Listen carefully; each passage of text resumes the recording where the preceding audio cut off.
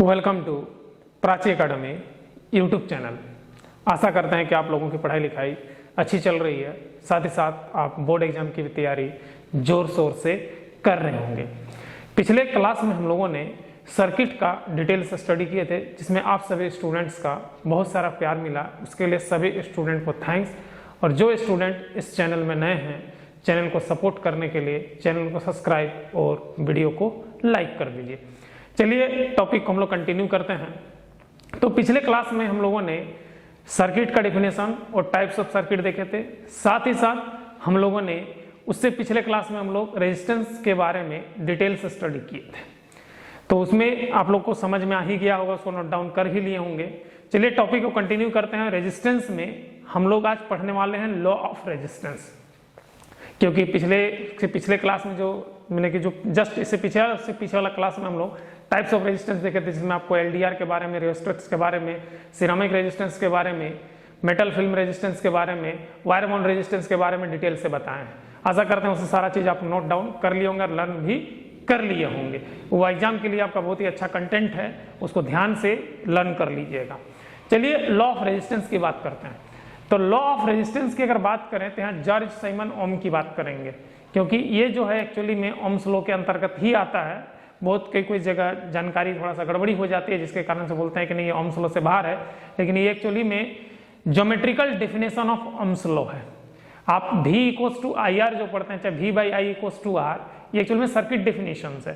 तो George Simon ओम का जो ज्योमेट्रिकल डेफिनेशन आया था, उस ज्योमेट्रिकल डेफिनेशंस को ओम्स लॉ ऑफ रेजिस्टेंस का नाम दिया गया है। किसका नाम दिया गया है? Law of resistance. तो एक्चुअली में लॉ ऑफ रेजिस्टेंस जो है वो हमारा it is also known as geometrical definition of Ohm's law. इसको हम लोग ओम्स लॉ को geometrical definition of Ohm's law कहते हैं। ओम के नियम का ज्योमेट्रिकल डेफिनेशन है हमारा। तो भाई ये लॉ ऑफ रेजिस्टेंस कौन सा चीज है, कौन सा बला है, इसको थोड़ा सा देख लेते हैं। ठीक है, बड़ा ही अजीब सा सुनने में लग रहा है लॉ ऑफ रेजिस्टेंस, तो क्या है ध्यान दीजिएगा यहाँ पर। ठीक है, तो कोई एक कंडक्टर ले लीजिए, मान लीजिए ये कंडक्टर ले लेते हैं। तो ध्यान दीजिएगा, ये कंडक्टर का क्या है, लेंथ है, और ये वाला जो एरिया है, ई वाला एरिया देख लीजिए ध्यान से, ई वाला एरिया। ठीक है, ई वाला एरिया ये हमारा क्या है, क्रॉस सेक्शन एरिया है। इसी फिगर को हूबहू यहाँ पर हमने ड्रॉ कर दिया है ऐसा। बात समझ रहे हैं? तो ये मान लीजिए कंडक्टर है, तो ये इसका लेंथ हो गया, और ई वाला सेक्शन क्या हो गया, हमारा क्रॉस सेक्शन एरिया हो गया। दिख रहा है ना रे भाई, ई वाला जो कलर भी कर देते हैं, देख लो, ई वाला जो पोर्शन है एक ब्लैक कलर दिखाई दे रहा है ना, ये आपका क्या है, क्रॉस सेक्शन एरिया है। ठीक है, तो अब देखिए ये कंडक्टर है, इसका जो एटमॉस्फेरिक टेम्परेचर, एटमॉस्फेरिक प्रेशर और इन्वायरमेंटल जो भी फेनोमेना है उसको कांस्टेंट रखते हुए, अगर कांस्टेंट रखते हुए हम लोग देखते हैं, देखिए यहाँ पर क्या लिखे हैं, इफ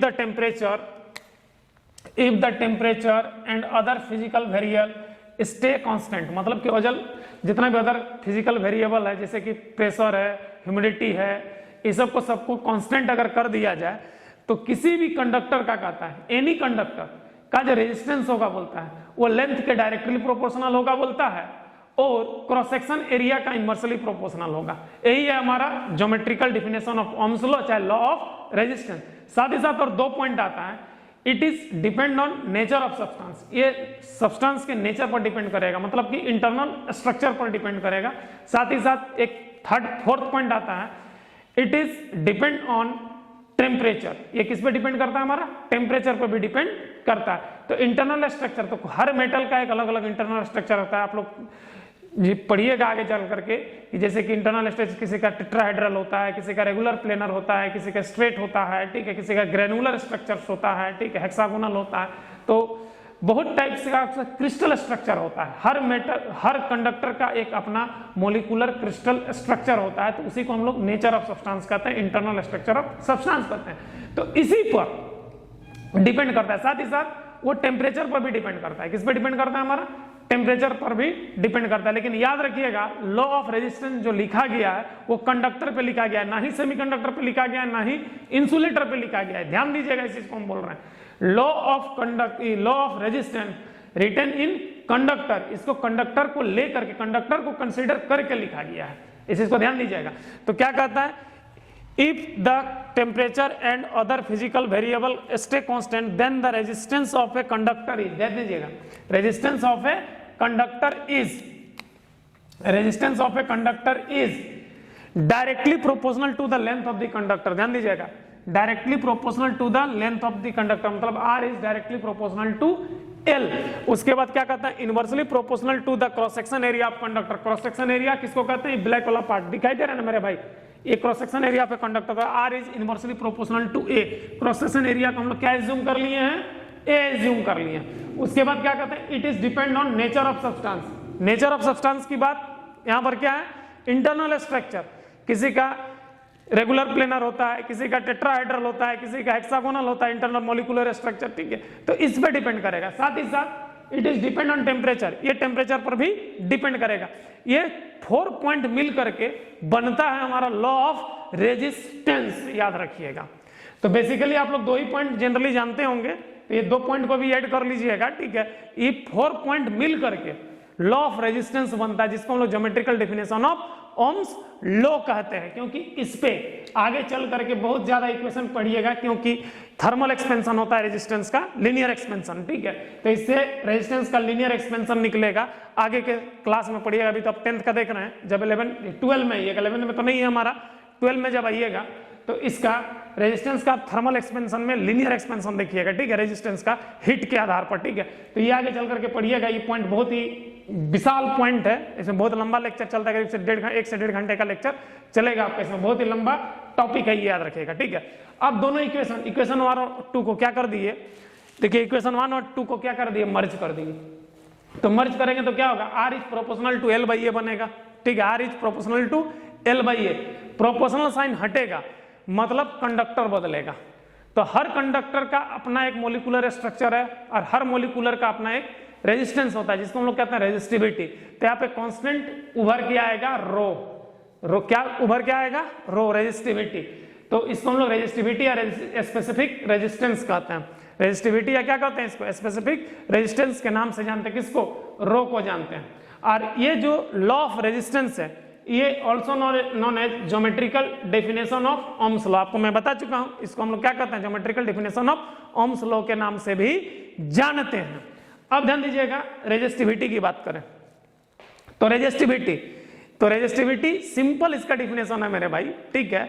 याद रखिएगा कि यूनिट लेंथ, मतलब इस कंडक्टर का यूनिट लेंथ और यूनिट क्रॉस सेक्शन एरिया, मतलब एक मॉलिक्यूल, सिंपल सा बात में समझिए, चाहे एक एटम समझ लीजिए, ठीक है, एक एटम समझ लीजिए, सबसे बेस्ट है, मॉलिक्यूल नहीं तो एटम समझ लीजिए, यूनिट लेंथ और यूनिट क्रॉस सेक्शन एरिया। तो हर मेटल का मान लीजिए कि ए बोमाट एगो मेटल ले लिए और एगो बाल जैसन पतला मेटल ले लीजिए, लेकिन सबका यूनिट लेंथ और यूनिट क्रॉस सेक्शन एरिया एगो मॉलिक्यूल होगा, बात समझ रहे हैं। तो unit length and unit cross section area offered resistance, मतलब कि देखिए resistance developed by unit length and unit cross section area of a conductor, मतलब 1 यूनिट लेंथ और 1 यूनिट क्रॉस सेक्शन एरिया द्वारा जो रेजिस्टेंस डेवलप्ड किया जाएगा, बोल रहा है डेवलप्ड किया जाएगा, उसी डेवलप्ड रेजिस्टेंस को हम लोग क्या कहते हैं, रेजिस्टिविटी कहते हैं। उसी डेवलप रेजिस्टेंस को क्या कहते हैं मेरे भाई, रेजिस्टिविटी कहते हैं। मतलब यूनिट लेंथ और यूनिट क्रॉस सेक्शन एरिया, ये हमारा इसका कीवर्ड है, डेफिनेशन में डाल दीजिए, आपका डेफिनेशन तैयार हो जाएगा। It is also called molecular resistance, मैंने कि रेजिस्टिविटी को हम लोग क्या कह सकते हैं, मोलिकुलर रेजिस्टेंस के नाम से भी क्या जान सकते हैं। रेजिस्टिविटी को क्या मोलिकुलर रेजिस्टेंस के नाम से भी हम लोग जान सकते हैं, ठीक है, कंडक्टर का। तो यहां पे समझिए, ये मान लीजिए एक बोम्बार्ड जैसन तार है, बड़का मोट, ठीक है ना मेरे भाई। अब इसमें यूनिट लेंथ क्या होगा, तो सिंपल सा एक ऐसा और इतना 1 यूनिट लेंथ इधर हो गया, ये 1 यूनिट लेंथ हो गया, ये जो कलर पार्ट है ये 1 यूनिट क्रॉस सेक्शन एरिया हो गया। तो ये जो पार्ट आपका रेजिस्टेंस अफोर्ड करेगा, यही रेजिस्टेंस आपका क्या होगा, रेजिस्टिविटी होगा। तो रेजिस्टिविटी रो इक्वल्स टू क्या होगा, आर बाई ए, ऐसा यूनिट क्या होगा, ओम मीटर होगा। रेजिस्टिविटी का ऐसा यूनिट क्या होगा, ओम मीटर होगा। हर मेटल का, चाहे हर कंडक्टर का अपना अपना रेजिस्टिविटी होता है मेरे भाई। और ये कभी भी किसी भी मेटल का बाल इतना पतला हो, चाहे ये मोटा बोम्बाट छड़ हो, चाहे मैंने क्या बोला इतना मोटा लट्ठा हो, ठीक है, रेजिस्टिविटी कभी बदलेगा नहीं, क्योंकि ये क्या है, मोलिकुलर रेजिस्टेंस है। तो अगला पॉइंट क्या है, डिपेंडिंग फैक्टर ऑफ रेजिस्टिविटी। अगला पॉइंट क्या है मेरे भाई, डिपेंडिंग फैक्टर ऑफ रेजिस्टिविटी। तो not depend on resistance, not depend on resistance, ध्यान दीजिएगा, रेजिस्टेंस पे डिपेंड नहीं करता, रेजिस्टेंस पूरा बॉडी का होता है। रेजिस्टेंस क्या होता है, इस पूरा बॉडी का जो डेवलप्ड रेजिस्टेंस होगा उसको रेजिस्टेंस कहेंगे, लेकिन जो एक मॉलिक्यूल का रेजिस्टेंस होगा उसको हम लोग क्या कहते हैं, रेजिस्टिविटी कहते हैं। याद रख लीजिएगा इस चीज को। तो मतलब रेजिस्टिविटी कभी भी रेजिस्टेंस पे डिपेंड नहीं करेगा, लेकिन रेजिस्टेंस डिपेंड करेगा मेरे भाई रेजिस्टिविटी पे। रेजिस्टेंस डिपेंड कर जाएगा रेजिस्टिविटी पे, लेकिन रेजिस्टिविटी कभी भी रेजिस्टेंस पे डिपेंड नहीं करेगा। अब देखिए इक्वेशन पे तो ऐसा लग रहा है कि रेजिस्टिविटी क्रॉस सेक्शन एरिया का डायरेक्टली प्रोपोर्शनल है और लेंथ का इनवर्सली प्रोपोर्शनल है। मतलब कि इक्वेशन से ये पता चल रहा है कि अगर एरिया बढ़ेगा तो रेजिस्टिविटी भी बढ़ेगा, और लेंथ अगर बढ़ेगा तो रेजिस्टिविटी क्या होगा, घटेगा। लेकिन ये इक्वेशन से बनाइएगा ना, गलत हो जाएगा। समझ लीजिए कि इसका डिफिनेशन क्या कह रहा है, ध्यान दीजिएगा, unit length and unit cross section area, यहीं पे खेल रहा है रे भाई। तो बात तो को समझ लीजिए यहाँ पर कि अगर आप इक्वेशन से रेजिस्टिविटी का डिपेंडेंसी चेक करते हैं लेंथ और क्रॉस सेक्शन एरिया वाला, तो आप गलत हो जाइएगा, क्योंकि इसका डेफिनेशन में कहता है यूनिट लेंथ और यूनिट क्रॉस सेक्शन एरिया। वहां पे क्या दिखता है, एरिया बढ़ेगा तो रेजिस्टिविटी बढ़ेगा, लेंथ बढ़ेगा तो रेजिस्टिविटी घटेगा। और डेफिनेशन क्या कहता है, यूनिट लेंथ और यूनिट क्रॉस सेक्शन एरिया। मतलब तार ठो इतना मोट हो जाए चाहे बाल जैसन पतला हो जाए, बातों को समझ लीजिए, रेजिस्टिविटी डिपेंड नहीं करेगा। मतलब उसमें क्रॉस सेक्शन एरिया मोटा हो चाहे पतला हो, चाहे एगो तार 5 किलोमीटर का रहे चाहे एक तार 1 सेंटीमीटर का रहे लेंथ में, रेजिस्टिविटी बदलेगा नहीं है, दोनों अगर कोपरे का है तो पर भी, ठीक है, रेजिस्टिविटी सेम रहेगा, रेजिस्टेंस बदल सकता है। बात को समझिएगा यहाँ पर। मतलब जो क्या कहते हैं, resistivity not depend on length और resistivity not depend on cross section area. मतलब 3 चीज पे नॉट डिपेंडेंसी है, याद रखिएगा। ये पूरा इससे इंडिपेंडेंट है, डिपेंड नहीं होता है, ठीक है। किस पे, रेजिस्टेंस से पूरा इंडिपेंडेंट है, लेंथ से पूरा इंडिपेंडेंट है, लेंथ पे कोई प्रभाव नहीं पड़ेगा, कोई इफेक्ट नहीं आएगा, लेंथ घट जाएगा बढ़ जाएगा कुछ फर्क नहीं पड़ेगा रेजिस्टिविटी को। क्रॉस सेक्शन एरिया मोटा होकर बोम्बाट हो जाए चाहे पतला हो जाए, एकदम आंखों से खुला आंख से भी ना देखे, ठीक है, माइक्रोस्कोपिक लेंस लगा के देखो, ठीक है, रेजिस्टिविटी बदलने वाला नहीं है। मतलब क्रॉस सेक्शन एरिया में से रेजिस्टिविटी क्या इंडिपेंडेंट है, डिपेंडेंट नहीं है। तो डिपेंड किस पे है मेरे भाई, it is depend on nature of substance, substance का नेचर पे डिपेंड करता है। मतलब सब्सटेंस का नेचर मतलब इंटरनल स्ट्रक्चर पे डिपेंड करता है। अगर ग्रेनुलर स्ट्रक्चर है, हेक्सागोनल है, टेट्राहेड्रल है, तो इस पे डिपेंड करेगा, घट सकता है बढ़ सकता है। मतलब कि it is resistivity depending factor में इसका नेचर ऑफ सब्सटेंस, मतलब इंटरनल स्ट्रक्चर ऑफ सब्सटेंस कह सकते हो, नेचर ऑफ सब्सटेंस या इंटरनल स्ट्रक्चर, इंटरनल स्ट्रक्चर, ठीक है, इंटरनल स्ट्रक्चर पे क्या करेगा, डिपेंड कर सकता है, ठीक है। तो ये नेचर ऑफ सब्सटेंस पे क्या करता है, हमारा डिपेंड करता है। It is depend on temperature, resistivity क्या होता है, टेम्परेचर पे डिपेंड करता है। अब ध्यान दीजिए, रेजिस्टिविटी डिपेंड करता है, इसका जो इक्वेशन है ना मेरे भाई, बड़ी पढ़ना पड़ेगा, बड़ी लंबा चौड़ा इक्वेशन है, 12 में पढ़ाएंगे, ठीक है। 12 का जो क्लास लेंगे तो रेजिस्टिविटी का टेम्परेचर डिपेंडेंसी जो ना आपको पढ़ाएंगे। इसमें जो होता है ना थर्मल एक्सपेंशन का लीनियर एक्सपेंशन रूल लागू होता है। थर्मल एक्सपेंशन में कौन सा लगेगा, लीनियर एक्सपेंशन, ठीक है, लीनियर एक्सपेंशन लगेगा इसमें, ठीक है। जैसे जैसे हीट बढ़ेगा, कंडक्टर में, सेमीकंडक्टर और इंसुलेटर में नहीं लगेगा, सिर्फ कंडक्टर में लगता है थर्मल एक्सपेंशन, ठीक है, याद रख लीजिएगा। तो ध्यान दीजिएगा, in a conductor resistivity is PTC, कोई भी कंडक्टर में रेजिस्टिविटी क्या होता है, पीटीसी। पीटीसी का मतलब होता है पॉजिटिव टेम्परेचर कोफिशिएंट। मतलब इसका मतलब को समझिए यहाँ पर कि अगर टेम्परेचर बढ़ेगा किसी भी कंडक्टर का तो उसका रेजिस्टिविटी भी बढ़ेगा, और अगर टेम्परेचर घटेगा तो रेजिस्टिविटी भी घटेगा। तो इसी कंडीशन को हम लोग क्या कहते हैं, पीटीसी कहते हैं। तो रेजिस्टिविटी कंडक्टर में क्या होता है, पीटीसी होता है, ठीक है। सेमीकंडक्टर में रेजिस्टिविटी एनटीसी होता है। क्या होता है मेरे भाई, एनटीसी होता है। अब इसको समझने का बुद्धि देखिए, एनटीसी मतलब नेगेटिव टेम्परेचर कोफिशिएंट। मतलब अगर सेमीकंडक्टर में टेम्परेचर अगर बढ़ेगा तो रेजिस्टेंस क्या होगा, घटेगा, और टेम्परेचर घटेगा तो रेजिस्टेंस तो क्या हो जाएगा, पकाड़ देनी बढ़ के ऊपर आ जाएगा, ठीक है। मतलब एकदम इनवर्सली प्रोपोर्शनल होता है सेमीकंडक्टर में रेजिस्टिविटी, याद रख लीजिएगा, ठीक है। और इंसुलेटर की बात करें तो इसमें आइदर पीटीसी भी हो सकता है और एनटीसी भी हो सकता है। बड़ा मतलब दूधारी दोगला टाइप से काम करता है यार इंसुलेटर, ठीक है। इसका बेस्ट एग्जांपल डायमंड और आपका ग्रेफाइट होगा। जब हीट करेंगे तो उसका इंटरनल स्ट्रक्चर चेंज हो जाता है और जो डायमंड है वो ग्रेफाइट में बदल जाएगा, ग्रेफाइट हमारा डायमंड में बदल जाएगा। तो उस कंडीशन में CO2 में, ग्रेफाइट CO2 में बदल जाएगा। तो क्या होगा, इंटरनल स्ट्रक्चर क्या होता है, डायमंड को अगर 800 डिग्री सेल्सियस एयर के प्रेजेंट में करिए CO2, तो डायमंड और डायमंड का क्या है, हमारा रेगुलर प्लेनर स्ट्रक्चर है, और उसको अगर CO2 में कन्वर्ट हो जाएगा तो उसका लीनियर स्ट्रक्चर होगा, रेजिस्टिविटी बढ़ जाएगा, ठीक है। और वही चीज अगर ऑब्सेंट ऑफ ऑक्सीजन के प्रेजेंट में अगर गर्म की जाए 2000 डिग्री सेल्सियस तो डायमंड बन जाएगा ग्रेफाइट। तो graphite is a good conductor of electricity. मतलब क्या हो रहा है, एनटीसी भी हो रहा है, सारा पीटीसी भी हो रहा है। बड़ा ही दिक्कत है यहाँ पर मेरे भाई, ठीक है। तो मतलब एनटीसी और पीटीसी दोनों का कहानी इसमें देखने को आपको मिलता है, किसमें, डायमंड में। तो डायमंड एक गुड इंसुलेटर है, हमारा कंडक्टर करंट को पास नहीं करता है। तो ऐसा बहुत सारा मटेरियल है जो इंसुलेटर में जो एनटीसी और पीटीसी को क्या करता है, एक्सेप्ट करता है। मतलब ये डिपेंडिंग फैक्टर ऑफ क्या था, रेजिस्टिविटी था।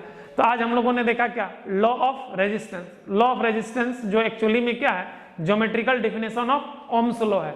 और इसमें जो पहला है, जो अगर एटमॉस्फेरिक टेम्परेचर और कंडक्टर का इसको जो आसपास का सराउंडिंग मीडियम को नहीं चेंज किया जाए तो उस कंडक्टर का जो रेजिस्टिविटी होता है, कंडक्टर का, नॉट सेमीकंडक्टर, सेमीकंडक्टर नहीं है ना ही इंसुलेटर है, क्या है, कंडक्टर है। तो कंडक्टर का जो रेजिस्टेंस होगा बोलता है वो उस कंडक्टर के लेंथ के डायरेक्टली प्रोपोर्शनल होगा और क्रॉस सेक्शन एरिया का इनवर्सली प्रोपोर्शनल होगा। क्रॉस सेक्शन एरिया मतलब ई वाला देखिए, ठीक है ना, कलर किया हुआ है ब्लैक कलर, ठीक है ना, ई वाला।